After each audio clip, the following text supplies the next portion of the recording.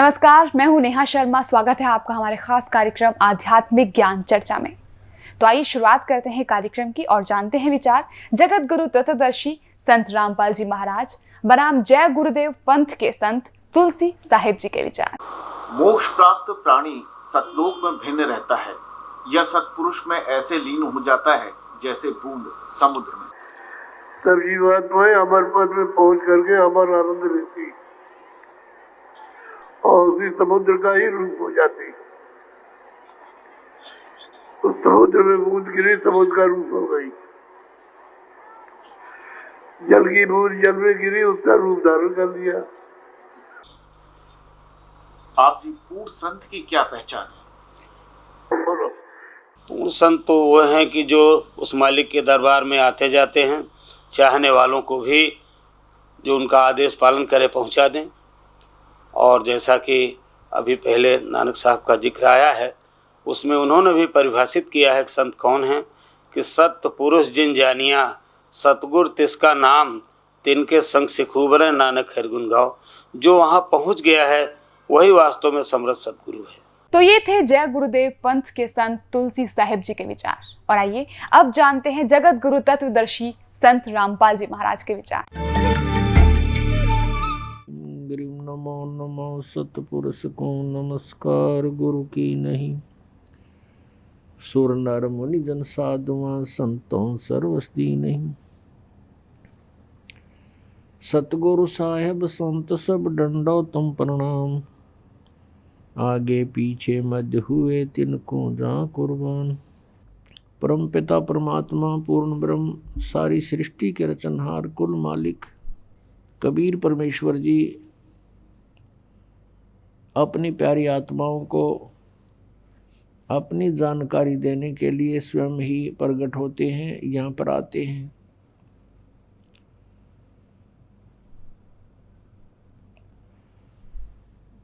वो परमात्मा हमें अपने निज घर जाने का विधि विशेष मार्ग स्वयं ही बताते हैं।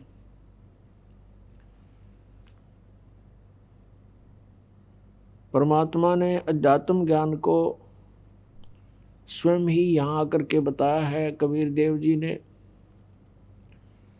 उन्होंने बताया कि सबसे पहले आप जी का गुरु होना चाहिए। गुरु भी अधिकारी हो, पूर्ण गुरु हो। और विदाउट गुरु, गुरु के बगैर कोई भी साधना आप करते हो वो यूजलेस होती है। गुरु बिन माला फेरते, गुरु बिन देते दान, गुरु बिन दोनों निष्फल हैं, चाहे पूछो वेद पुराण। राम कृष्ण से कौन बड़ो, उन्हों भी गुरु कीन, तीन लोक के वे धनी, गुरु आगे आधीन।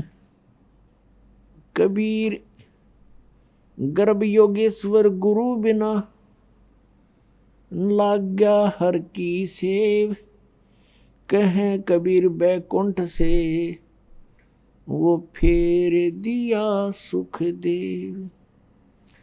राजा जनक गुरु किए, फिर कीनी हर की सेव, कहें कबीर बैकुंठ में, चले गए सुख देव।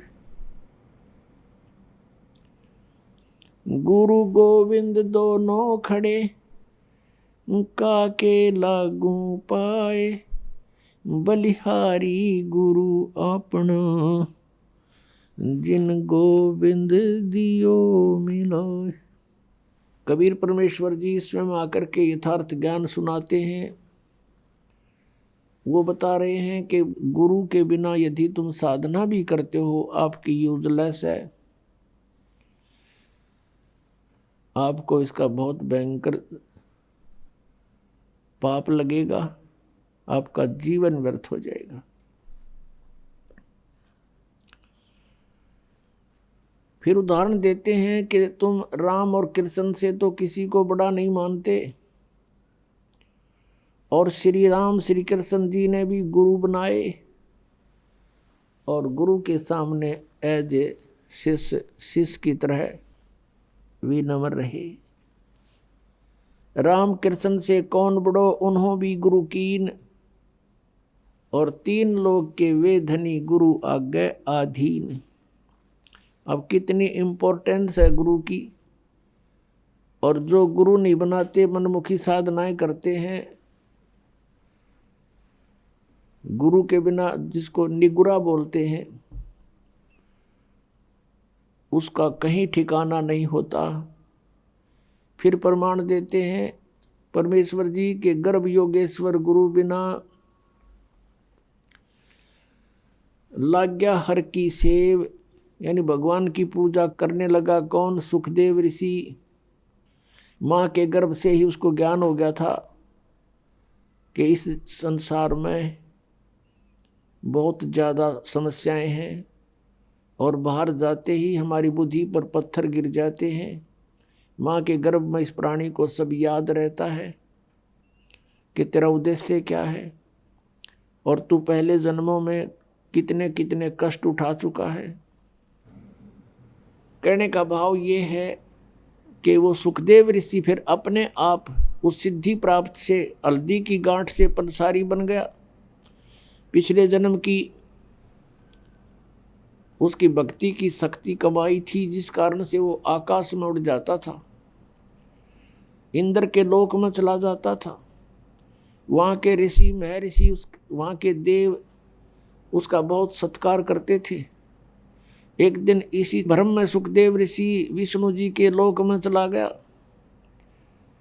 और वहाँ उसको एक स्वर्ग होता है प्रत्येक लोक में, रेस्टोरेंट जिसको कहते हैं, और स्वर्ग के अंदर उस रेस्टोरेंट में उसी व्यक्ति को अलाउड होता है जिसका कोई मान्यता प्राप्त गुरु हो। बिना गुरु के व्यक्ति को स्वर्ग में स्थान नहीं।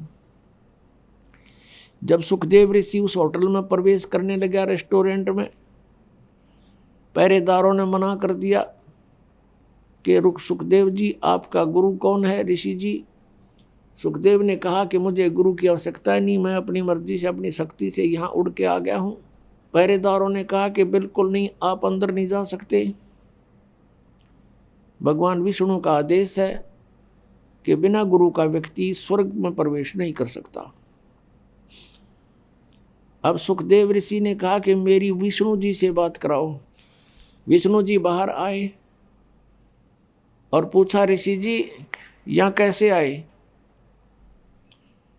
अब सुखदेव ऋषि ने सोचा था भगवान बड़े खुश होंगे। भगवान के बोलने के लहजे से वो समझ गया कि ये खुश नहीं है। तब सुखदेव ऋषि ने कहा कि मैं स्वर्ग में विश्राम करने आया हूँ। विष्णु जी ने पार्षदों से पूछा, भाई क्यों, आपने क्यों मना कर दिया इनको ऋषि जी को? पार्षदों ने फिर दोबारा दोहराया कि भगवान, इनने कोई गुरु नहीं बना रखा, ये बिना गुरु के हैं। तो विष्णु जी ने कहा, क्यों ऋषि जी, आपका कोई गुरु नहीं? नहीं जी। तो फिर आप प्रवेश नहीं कर सकते स्वर्ग में। अब सुखदेव ऋषि ने और अभिमान की डींग मारी, ने बोला, जी पृथ्वी के ऊपर मेरे बराबर कोई और संत नहीं, मेरे जैसा शक्ति युक्त नहीं, मैं किससे उपदेश लूं? तो भगवान विष्णु ने कहा कि सुखदेव, यह भी तेरी कमजोरी है, ये भी तेरी कमजोरी है, तेरे अंदर अभिमान बोल रहा है, जिस कारण से भी तू भक्ति के योग्य प्राणी नहीं है। आप जाइए राजा जनक से उपदेश लीजिए। राजा जनक गृहस्थी, उसके कई रानियां थी, और सुखदेव ऋषि बाल ब्रह्मचारी। अब उसने न्यू कह करके कि आप जाइए और राजा जनक से उपदेश लीजिए, फिर साधना कीजिए, उस भक्ति की शक्ति से यहाँ आइए। यूं कहकर भगवान विष्णु तो अपने महल में रिटर्न करके वापस चले गए। अब सुखदेव ऋषि ने सोचा भाई बड़ी बात हुई है, तो राजा जनक गृहस्थी भाई और कैसे शीश निभाऊं जाई। कहते मरता क्या नहीं करता। वहां से आ गया, राजा जनक के पास आया। शाम का समय था। राजा जनक ने कहा अपने नौकरों से कि भी महापुरुष आए हैं, आसन लगा दो। अब वो नौकर लगे उनका ऊंचा आसन लगाने के लिए, तैयारी करी, कपड़े उपड़े लाए। तब सुखदेव जी ने कहा कि नहीं महाराज जी, मैं तो जमीन पर बैठूंगा। अब राजा जनक ने कहा कि हे महात्मा जी, मेरी बेइज्जती मत करो, आप महापुरुष हो, हम गृहस्थी व्यक्ति हैं, हमारा दर्जा जमीन पर बैठने का है, आपका उच्च आसन पर बैठने का है, आप ब्राह्मण हैं। सुखदेव ऋषि चुपचाप नीचे बैठ गया कि नहीं, मैं आपको गुरु बनाने आया हूं। अब राजा जनक से उपदेश लेकर सुखदेव जी ने फिर अपनी साधना की। वो फिर स्वर्ग में गया, यानी स्वर्ग तक भी जाने का जो मार्ग है वो गुरु के बिना नहीं हो सकता। और हमने जाना सतलोक, तो क्या कहते हैं इसके विषय में परमेश्वर कबीर जी ने हमें उदाहरण दिया कि गर्भ योगेश्वर गुरु बिना। वो लाग गया हर की सेव, भगवान की पूजा करने लगा। कहे कबीर बैकुंठ से वो फेर दिया सुखदेव। राजा जनक गुरु किए फिर कीनी हर की सेव। कहे कबीर बैकुंठ में फिर चले गए सुखदेव। पुणात्माओं, परमात्मा स्वयं आए लगभग 600 वर्ष पहले। सन 1398 में सतलोक से चल करके आए थे परमात्मा, और लहर तारा तालाब में एक कमल के फूल पर विराजमान हुए थे। संवत 1455 ज्येष्ठ सुदी पूर्णमासी को। और वहां से एक नीरू नीमा नाम के जुलाहा दंपति उनको उठा ले गए थे। और फिर धीरे धीरे परमात्मा बड़े हुए तो बचपन से ही अपने तत्व ज्ञान का प्रचार शुरू किया था। इस मर्यादा को बनाए रखने के लिए कि गुरु के बिना बात नहीं बनेगी। वैसे परमेश्वर को कोई आवश्यकता नहीं थी गुरु बनाने की। उन्होंने इस मर्यादा को दृढ़ करने के लिए कि गुरु के बिना बात नहीं बनेगी, नहीं तो आने वाले समय में ये काल के दूत ये कहने लग जाएंगे कबीर जी ने कौन सा गुरु बनाया था। इसलिए परमेश्वर कबीर जी ने स्वामी रामानंद जी ब्राह्मण को गुरु बनाया। ये ब्राह्मण लोग अन्य जाति के व्यक्तियों को उपदेश नहीं देते थे, इनसे नफरत किया करते थे। परमात्मा जब 5 वर्ष के हुए,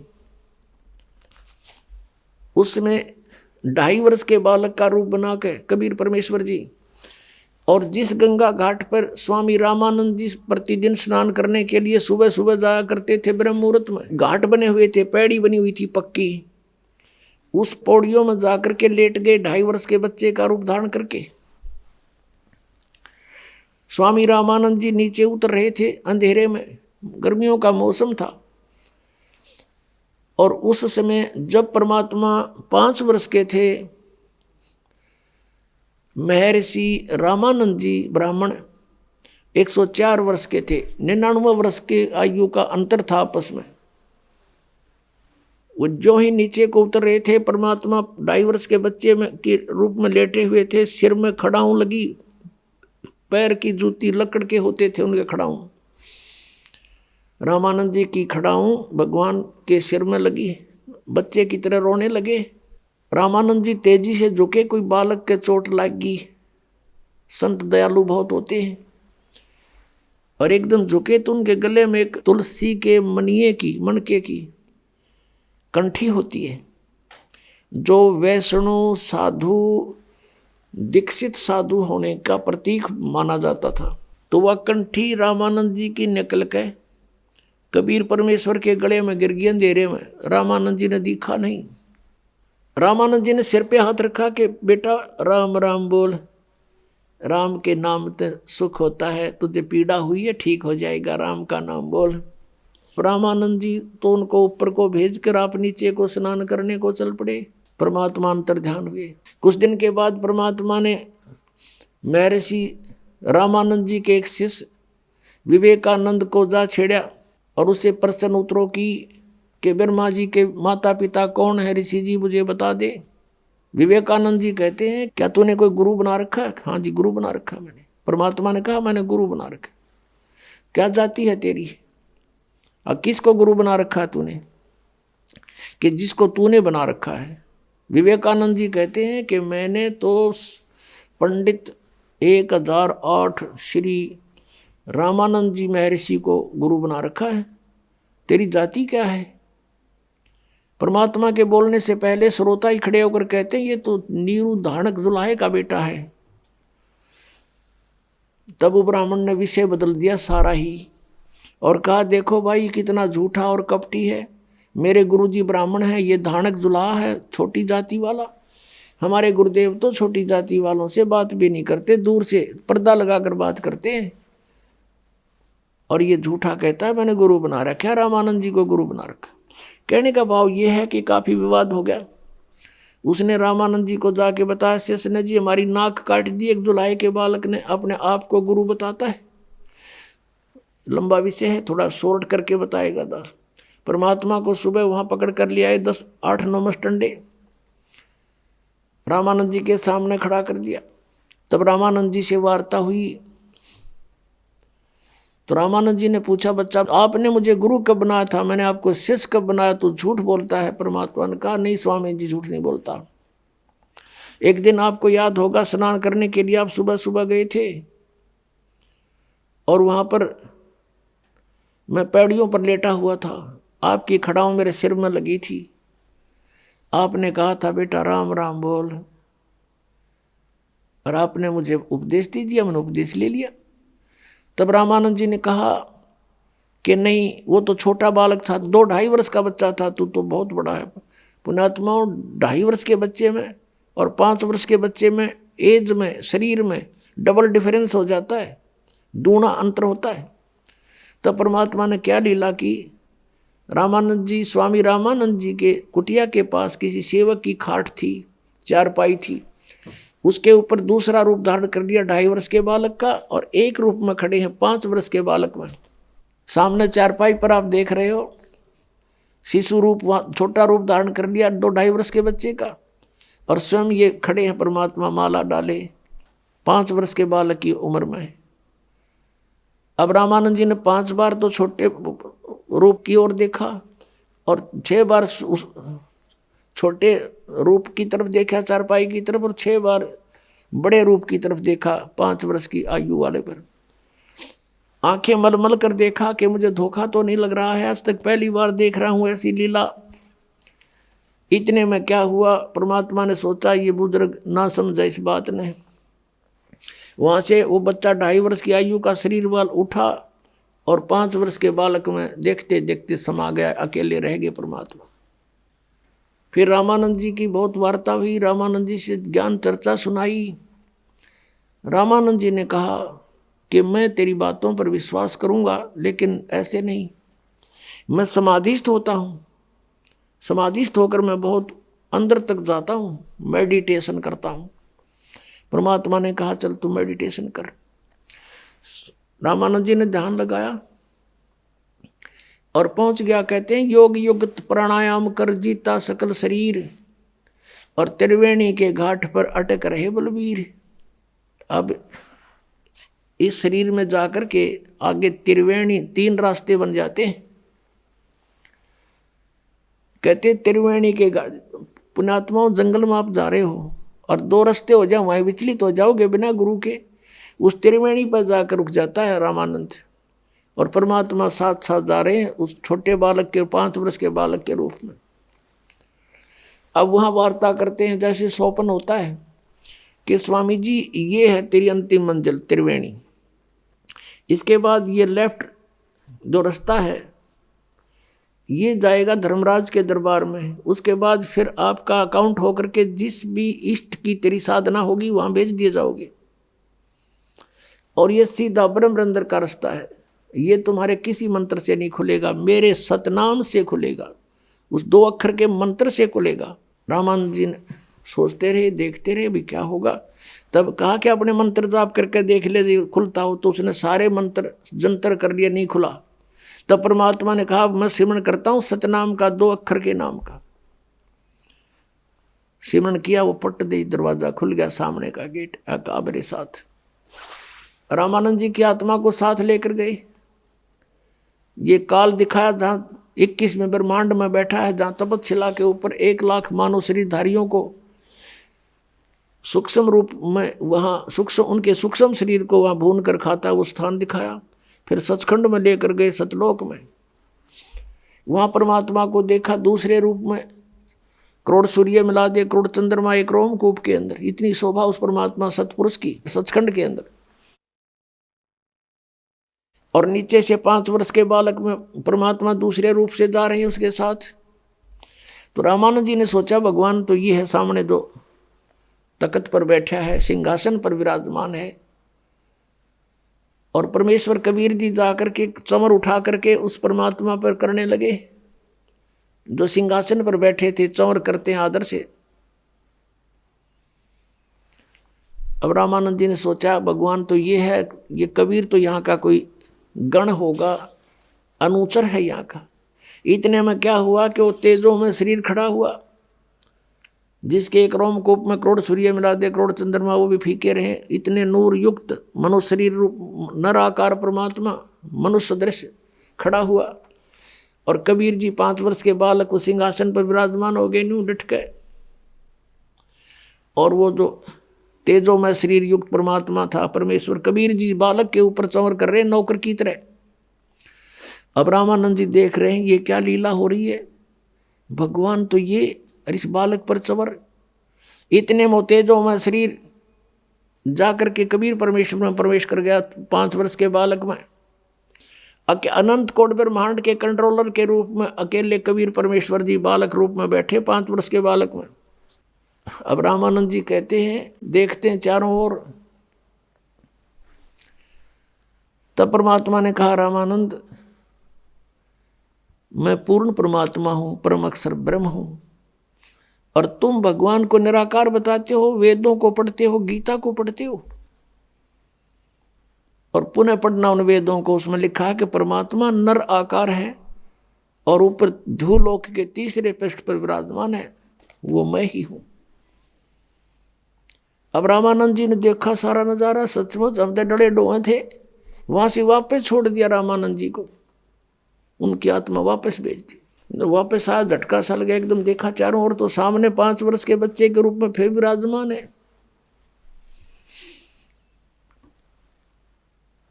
तब रामानंद जी 104 साल के बुजुर्ग ने और 5 वर्ष के बालक के पैर पकड़ दिए, दंडवत प्रणाम किया।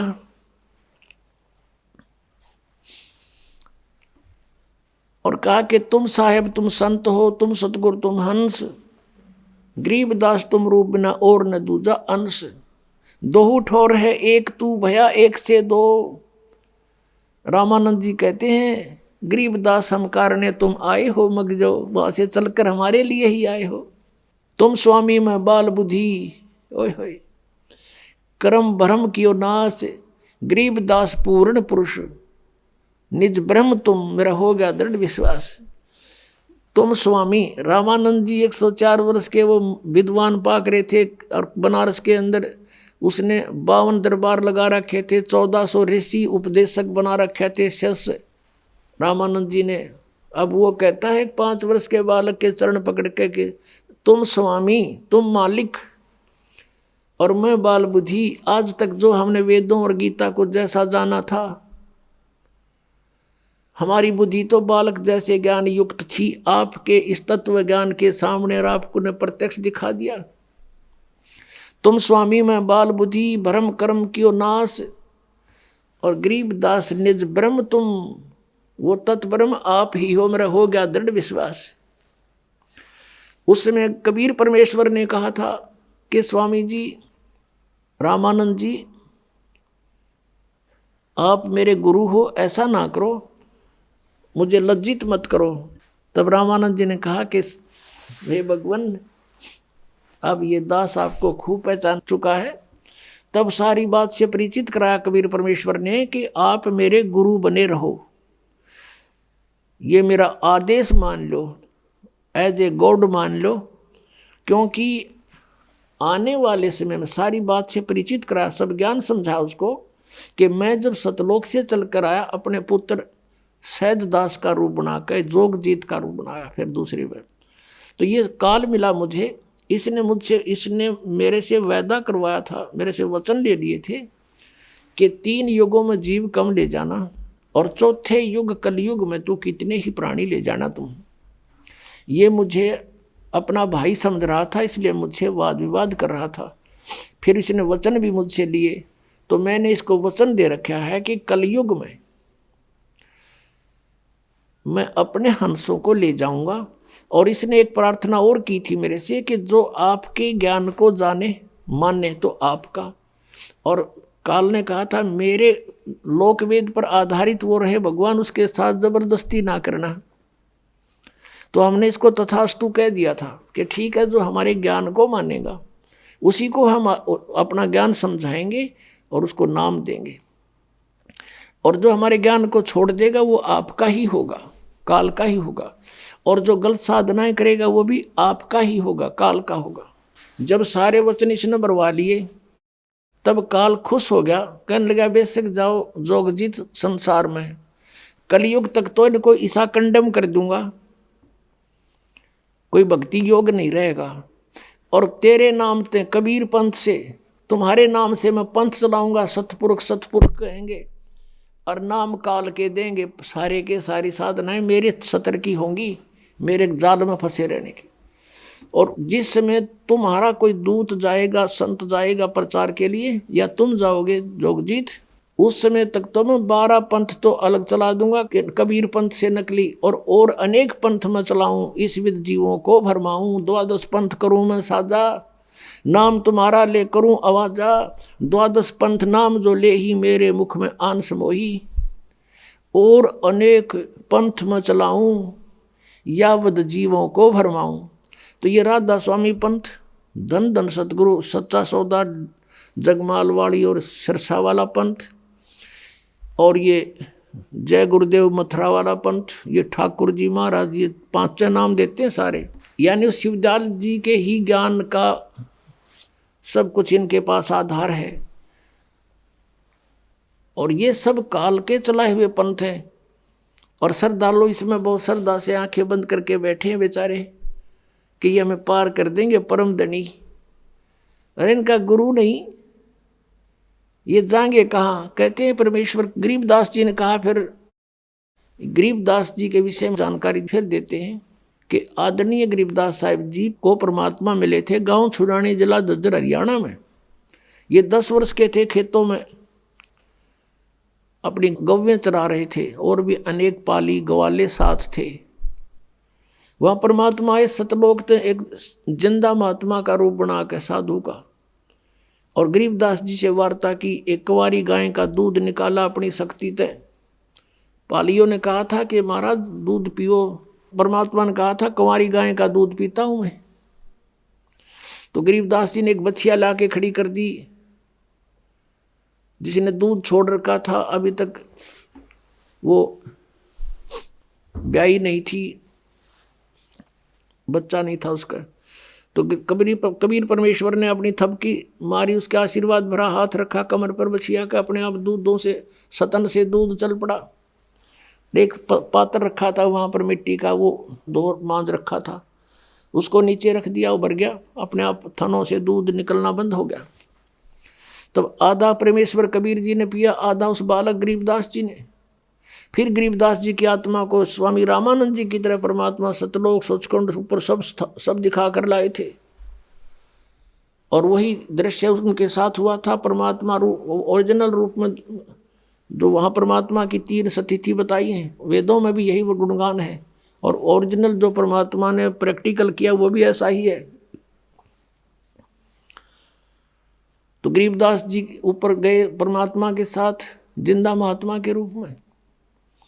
तो वहाँ जाकर के जिंदा महात्मा के रूप में जो परमात्मा थे, अपने उस दूसरे रूप में तेजों में शरीर, करोड़ सूर्य मिला दे करोड़ चंद्रमा, ऐसे एक रोमकूप की शोभा वाले शरीर में जो तख्त पर सिंहासन पर विराजमान थे, उसके ऊपर चौर करने लगे। गरीबदास जी ने सोचा भगवान तो यूं है तख्त पे बैठा, और यू बाबा जी तो यहाँ का कोई नौकर दिखा इनका। इतने में वही लीला हुई जो रामानंद जी के साथ की थी।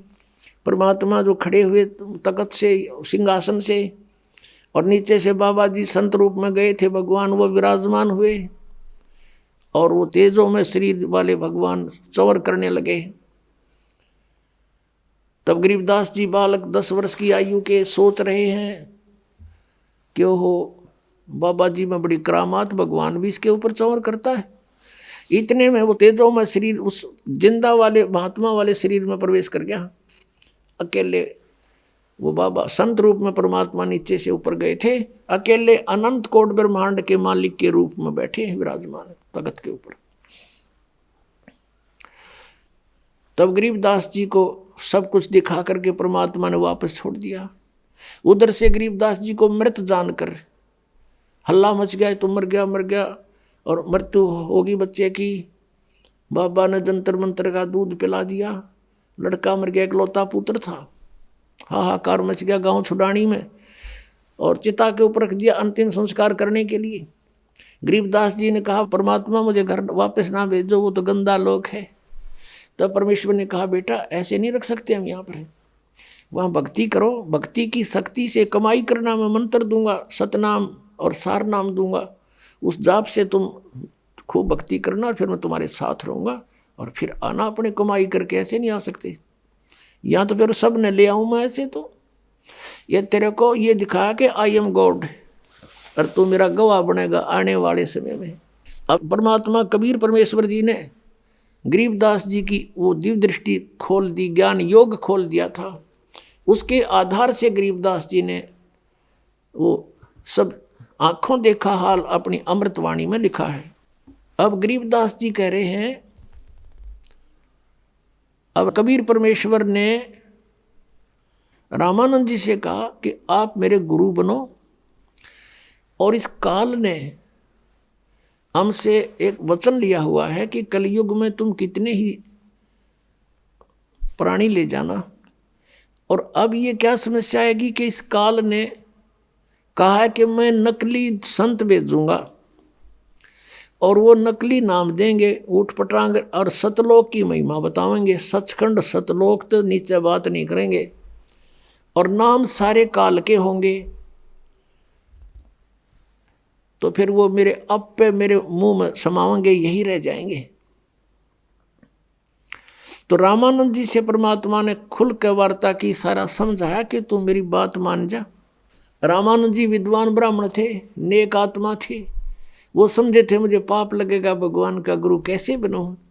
आंखों में पानी चल पड़ा, रोने लगे कि भगवान मुझसे ऐसा नहीं होगा, आपकी आज्ञा का उल्लंघन करना भी मुझे पाप लगेगा, और एक भगवान का मैं गुरु बनूं, मैं नरक में जाऊंगा, भगवान मुझे माफ़ कर दो। तब परमेश्वर ने कहा कबीर देव जी ने कि रामानंद जी आई एम गॉड है, और मैं ही भगवान हूँ, और मैं ही पाप नाशक हूँ। मेरा आदेश पालन करे और देख बात सुन। अब वो तो रोने लग गया बालक, उन्हें सोचा बूढ़ा आदमी, और आज मैं ये कर्म करूँगा मेरी तो मृत्यु होने वाली है, और बात बिगड़ जा के दे।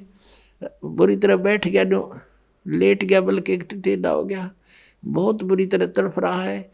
अब कैसे बनेगी बात। तो परमात्मा ने उसको सारी कथा सुनाई बालक की तरह कि इस काल का दाव लग जाएगा, और ये यदि मैं गुरु नहीं बनाऊंगा, मुझे कोई आवश्यकता नहीं गुरु बनाने की, मैं तेरे घुमा लाया, दिखा दिया आप जी को, लेकिन गुरु बनाना आवश्यक होगा, नहीं तो इस काल का सबसे बड़ा दाव लगेगा कि कबीर जी ने कौन सा गुरु बना रखा था। रामानंद जी की बहुत देर के बाद डांडस बंधा, हिम्मत हुई, और कहा भगवान मुझे लज्जा बहुत आएगी जब मुझे गुरु कहोगे। स्वामी जी आप मेरी तरफ देखो, और ये आपके भाई बहन या काल के जाल में भयंकर रूप से भयंकर कष्ट उठा रहे हैं, और इनकी तरफ देखो, मेरी आज्ञा का पालन करो। तब रामानंद जी ने स्वीकार कर लिया कि जो आज्ञा आपकी होगी वही करूँगा। तो ऐसे रामानंद जी परमात्मा के गुरु रूप में विराजमान रहे, कहते हैं रामानंद से लक्ष्य गुरु तारे शिष्य के भाव, शिष्य चेलों की गिनती नहीं जो पद में रहे समय। कि रामानंद जी जैसे लाखों गुरु तारे शिष्य के भाव, उनको उनके शिष्य बनकर उनका बेड़ा पार कर दिया। और चेलियां की तो गिनती नहीं जो पद में रहे समाये, जो विधिवत साधना करेंगे तो उनको तो आप बहुत आसानी से पार करेंगे। तो कहने का भाव ये है, आज का जो टॉपिक है, वो जो विषय है इस सत्संग का, गुरु बिन माला फेरते गुरु बिन देते दान, गुरु बिन दोनों निष्फल हैं चाहे पूछो वेद पुराण। अब भगवान बताते हैं कि गुरु के बिना जो साधना करते हैं झूठे गुरु भी बन जाते हैं वो। अब गरीबदास जी कहते हैं जब परमात्मा से परिचित हुए, सतगुरु पुरुष कबीर हैं ये चारों युग परवाने, वो झूठे गुरुआ मर गए भाई हो गए भूत मसान। अब दिखाता हूँ शिवदयाल जी भूत बने फिर। श्री शिवदयाल जी फाउंडर ऑफ द राधा स्वामी पंथ, ये भूत बने अपनी शिष्या बुक्की में बोलने लगे।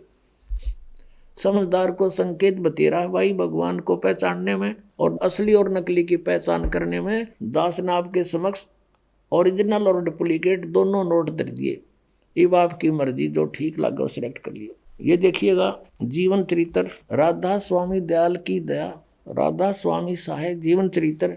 स्वामी जी महाराज लेखक हैं लाला प्रताप सिंह सेठ उर्फ चाचा जी साहेब, ये शिवदयाल जी के छोटे भाई थे।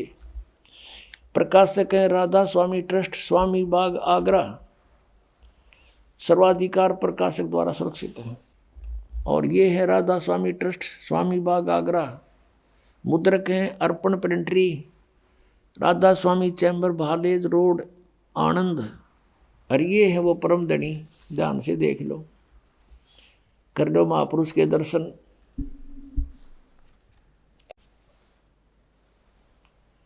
ये है परम पुरुष पूर्ण धनी अजूर स्वामी जी महाराज।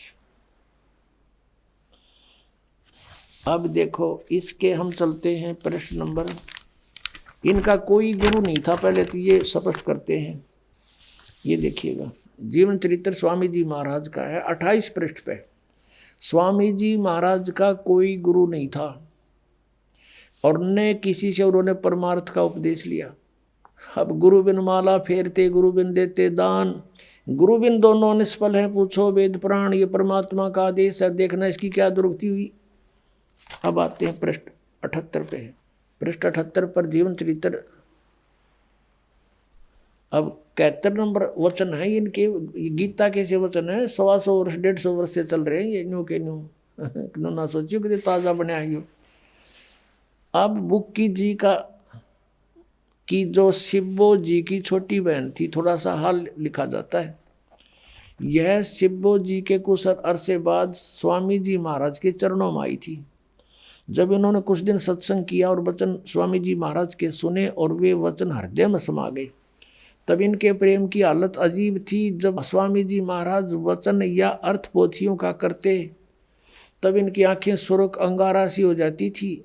इस बुक्की में पहले भी भूत था। ये भूत प्रवेश प्राणी के लक्षण होते हैं और आंसू बार बार टपकते रहते थे। बहुत देर तक यानी घंटों तक उन वचनों का नशा बना रहता था। जब स्वामी जी महाराज कथा से फुर्सत पाकर हुक्का पीते थे या और कसर रहेगी परम धनी की हुक्का पीते थे या अभ्यास का रस लेते थे या कथा करने बैठते थे, तो बुक्की जी महाराज के चरणों का अंगूठा मुंह में रखे हुए घंटों चरणामृत का रस लेती रहती थी। और जब कोई मत्था टेकने के वास्ते हटाना चाहता तो वे चरण नहीं छोड़ना चाहती थी। तब मत्था टेकने वाले से कह दिया जाता था कि तुम दूसरे चरण पर मत्था टेक लो और उस प्यासी को मत हटाओ।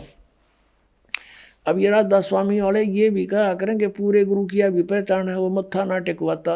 हरियो थारा परम धनी भी मत्था टेकवा था। और वह बयान किया करती थी, मुझे इसमें ऐसा रस आता है जैसे कोई दूध पीता है। इनके भजन का ये हाल था कि 8 घंटे 9 घंटे रोज भजन किया करती थी, बेहोश होकर पड़ जाती, भूत था उसमें पहले भी। इनको स्वामी जी महाराज के दर्शनों का पूरा आधार हो गया था। अब दर्शन के रह गए, सामने बैठा और दर्शन की तो होंगे इसको। अब सूरत भी ऊंचे देश में पहुंचती थी। कौन से देश में बताइए, सतनाम का नबेरा ना ये न्यो मूर्ख बना रहे हैं। जब स्वामी जी महाराज अंतर्ध्यान हुए तब बुक्की जी की यह कैफियत हुई कि दिन रात बेहोश पड़ी रहती थी। स्वामी जी की मृत्यु के बाद या फिर भूत उसमें प्रवेश रहा और 2-2 दिन हाजत जरूरी को भी रफा करने नहीं जाती थी, फ्रेश होने भी नहीं जाती थी। और सूरत स्वामी जी महाराज के चरणों में लगी रहती थी। करीब 1.5 महीने तक यह हाल रहा। सबको खौफ हुआ कि शायद इनकी देह छूट जावे। तब स्वामी जी महाराज ने इनको दर्शन दिए और फरमाया कि जिस तरह तुम सेवा पेशतर किया करती थी उसी तरह से करो। वो भूत बन गया इनका परम धनी और बुक्की माँ के बढ़ गया, प्रवेश कर गया। 1.25 महीने तक इसकी देह ड्यूटी होगी तपस्या पर सारा घूम घाम के। फिर उसी रोज से बुक्की जी अब आके बोला कि रोटी बना उसी तरह और मैं खाऊंगा बुक्की में बढ़ के, उसी तरह से करो। और फिर उसी रोज क्या कहा, करीब 1.5 महीने के ये हाल रहा। सबको खौफ हुआ कि शायद इनकी देह छूट जावे। तब स्वामी जी महाराज ने इनको दर्शन दिए और फरमाया कि जिस तरह तुम सेवा पेशतर किया करती थी उसी तरह से करो। और फिर उसी रोज से बुक्की जी भोग भी तैयार करती थी और मेरे पन्नी गली के मकान पर पहले दस्तूर के माफिक पलंग बिछाती और हुक्का भरती थी। वह पलंग अभी तक बिछा रहता है।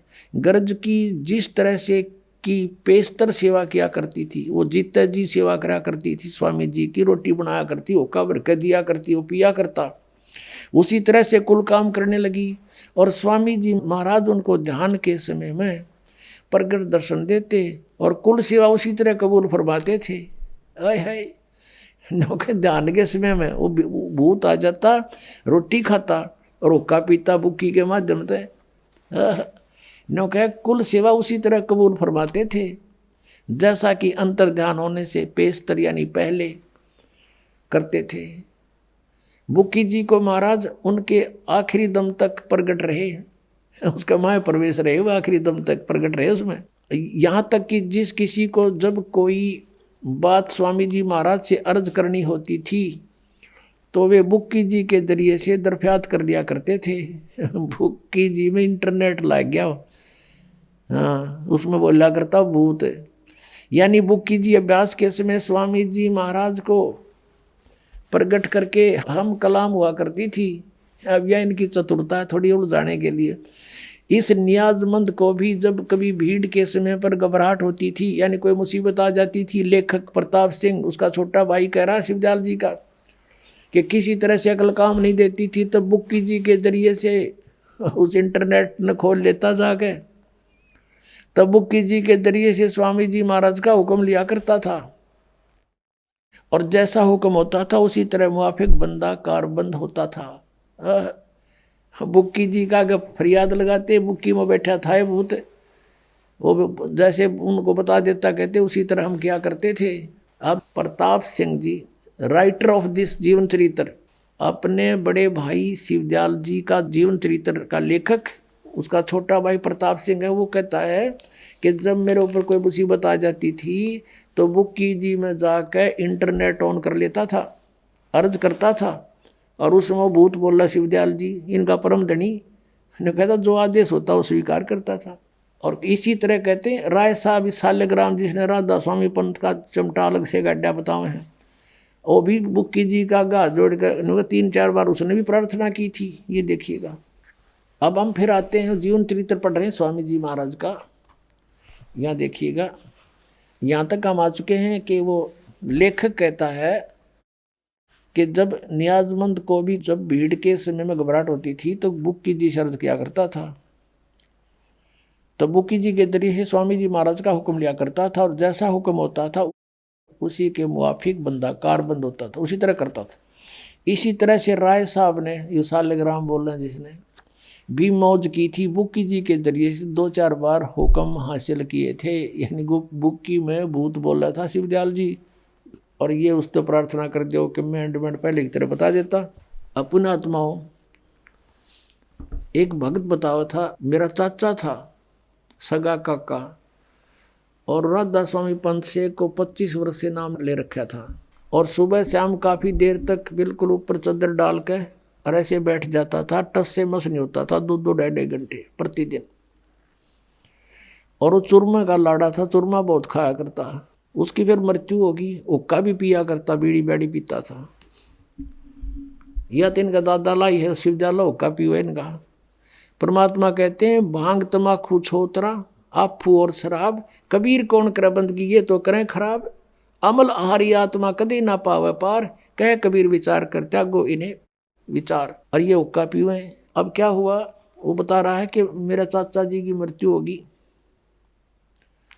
मृत्यु के बाद अपनी पुत्र वधू में आके बोलने लग गया। वह पड़ जाए बेहोश होके, फिर थोड़ी देर में खड़ा हो उठे और न्यू के मैं तुम्हारा चाचा बोल रहा हूँ और चूरमा बनाओ। अब चूरमा बनावे, चूरमा खावे, न्यू के बीड़ी लाओ। वो बीड़ी पीने लगी वो लड़की, उसकी पुत्र वधू।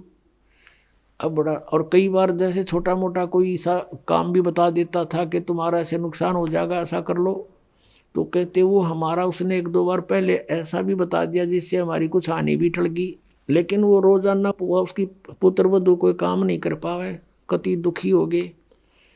वो उसके माँ पड़ा रहा, वह बेहोश पड़ी रहे। उठे जब चूरमा मांगे के बीड़ी मांगे, और वह पहले बीड़ी नहीं पीती थी, वो चाचा के उसमें प्रवेश हो गया तो बीड़ी भी पीने लगी।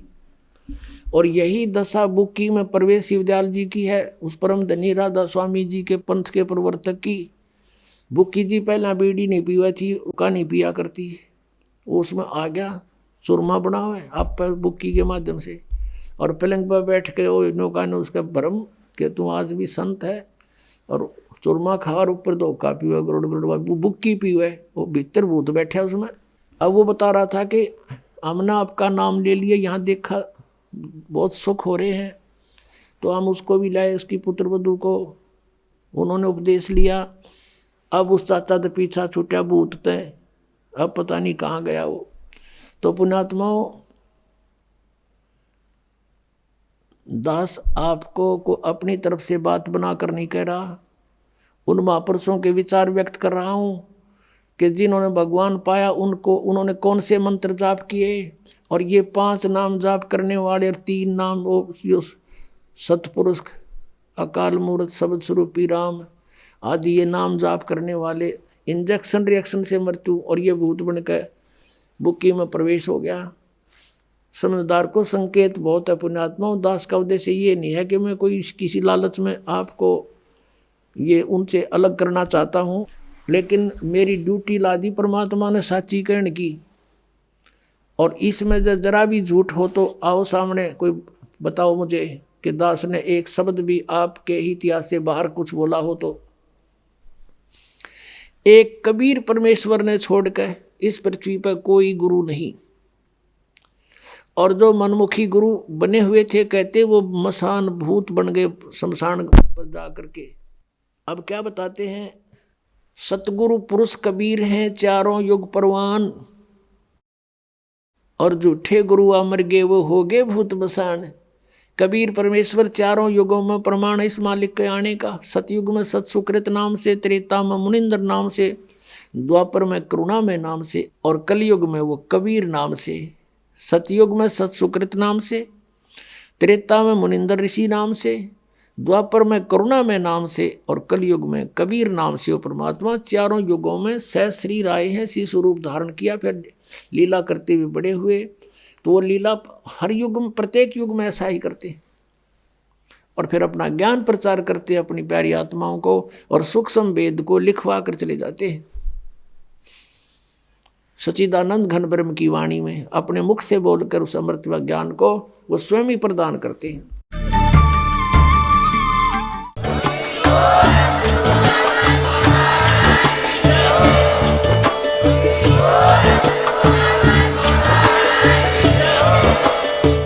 सुन रहे थे जगत गुरु तत्वदर्शी संत रामपाल जी महाराज जी के मंगल प्रवचन। अधिक जानकारी के लिए विजिट कीजिए हमारी वेबसाइट www.jagatgururampalji.org। संत रामपाल जी महाराज जी के शुभ आशीर्वाद से पूरे विश्व भर में 500 से भी ज्यादा नाम दीक्षा केंद्र हैं, जिन पर संत रामपाल जी महाराज जी द्वारा ऑनलाइन निशुल्क नाम दीक्षा दी जा रही है। अपने नजदीकी नाम दीक्षा केंद्र का पता करने के लिए संपर्क करें 8222880541।